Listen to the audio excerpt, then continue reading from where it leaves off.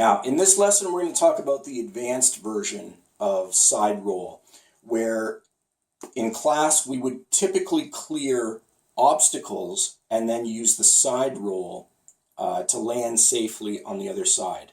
So whether you want to use a chair, whether you want to use a table, we actually used full-size tables and worked our way up to that. So we could jump over top of a dinner table, for example, and land safely. Again, if you're working indoors and you've got hardwood floors or something, you really need to have crash mats for safety here. Okay, there's a lot that can go wrong when you start doing these techniques.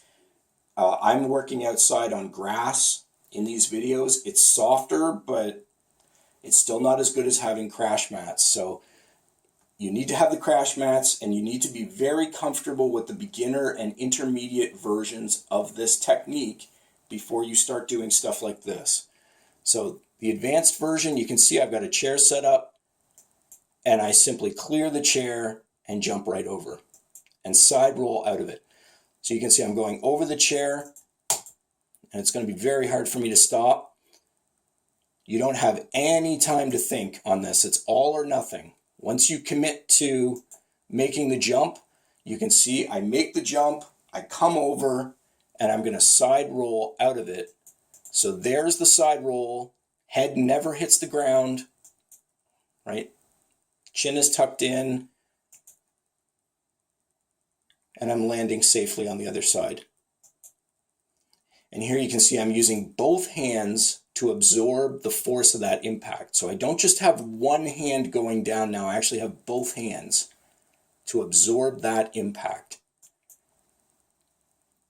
And I'm taking it on the arms to help absorb the impact, almost like a push-up. So I'm kind of taking as much as I can on my arms before I ultimately have to roll over on the shoulder and go over with it. So you try to take away a lot of the force with the arms initially, using your arms like shock absorbers, and then you roll over. So watching this here, that's one version there. Then I also have a version where I'm just simply without the obstacle and just clearing some distance. So again, it happens very, very fast, but look at, the jump, how far I go forward, over, and rolling through. So a number of applications for this technique, what you can use, but like I said, you can use this to get out of harm. You can use this to recover safely from a throw. You could use this as part of an attack. You can use this to evade an attack, jumping over an obstacle to get to cover. There are a multitude of applications for why you might want to do this technique, why it's advantageous to have this side roll and the advanced versions of it.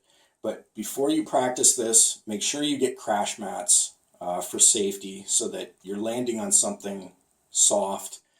And make sure that you are solid with the beginner and intermediate versions of this technique before you start jumping over obstacles and doing advanced things here. Otherwise, you can injure yourself and injure yourself really badly if you don't know what you're doing. So that is the advanced version of the side roll.